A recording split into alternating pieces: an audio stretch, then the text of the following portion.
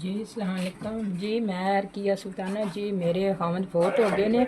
ए मेरे को दो दोतरियां ने, इन्हां दी वालदा फोत हो गई। इन्हां दे अब्बू ने दूसरी शादी कर ली। इन्हां बच्चियां नूं खर्चा भी नहीं देंदे ते मेरे कोल मेरा भी खर्चा शर्चा, इन्हां दे पढ़ाई दा खर्चा भी है सारा कुछ। सैकली भी नहीं है जिहड़ी, बस्ते भी नहीं मिलते, किताबां भी नहीं मिलदियां, एक वक्त दा खाना मिल जांदा, दूसरे दा नहीं।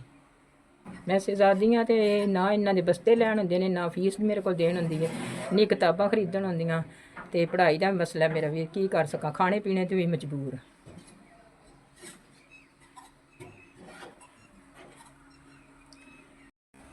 ਅਸੀਂ ਸੈयद ਹਾਂ, ਹੁਮਸ ਦੇ ਹੱਕਦਾਰ ਹਾਂ ਤੇ ਮਿਹਨਤ ਵੀ ਨਹੀਂ ਕਰਨ। ਜਿਹਦੇ ਘਰ ਜਾਓ ਤੇ ਅੱਗੋਂ ਆਂਦੇ ਨੇ ਸੈयदाਂ ਕੋਲ ਕੰਮ ਨਹੀਂ ਕਰਾਉਣਾ, ਕੰਮ ਵੀ ਨਹੀਂ ਕਰ ਸਕਦੀ, ਮਜਬੂਰ ਹਾਂ ਬੜੀ।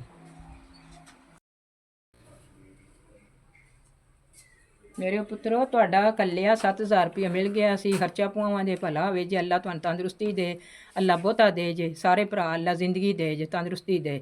ਇਹਨਾਂ ਯਤੀਮ ਬੱਚੀਆਂ ਤੇ ਮਾਂ ਮੈਟਰਾਂ ਦੀ ਤੁਸੀਂ ਖਿਦਮਤ ਕੀਤੀ, ਭਲਾ ਹੋਵੇ ਜੇ। ਅੱਲਾ ਤੁਹਾਡੇ ਰਿਜ਼ਕ ਵੀ ਬਰਕਤ ਪਾਏ ਤੇ ਅੱਲਾ ਤੁਹਾਨੂੰ ਚੋਖੇ ਦੇ। ਮਿਹਰਬਾਨੀ, ਸ਼ੁਕਰੀਆ। ਮੇਰੇ ਪੁੱਤਰੋ, ਮੈਂ ਸ਼ਹਿਜ਼ਾਦੀ ਹਾਂ, ਮੈਂ ਤੁਹਾਡੇ ਵਾਸਤੇ ਦੁਆ ਕਰਾਂਗੀ। ਅੱਲਾ ਪਾਕ ਤੁਹਾਨੂੰ ਜ਼ਿੰਦਗੀ ਦੇ, ਤੰਦਰੁਸਤੀ ਦੇ, ਹਮੇਸ਼ਾ ਖੁਸ਼ ਰਹੋ। ਮੇਰੇ ਪੁੱਤਰੋ, ਤੁਹਾਡਾ ਦਿੱਤੇ ਆ 7000 ਰੁਪਇਆ ਮੈਨੂੰ ਮਿਲ ਗਿਆ, ਸ਼ੁਕਰੀਆ, ਮਿਹਰਬਾਨੀ, ਭਲਾ ਹੋਵੇ ਜੇ। ਅੱਲਾ ਜ਼ਿੰਦਗੀ ਦੇ ਜੇ, ਤੰਦਰੁਸਤੀ ਦੇ ਜੇ, ਸਿਹਤ ਦੇ ਮੌਲਾ।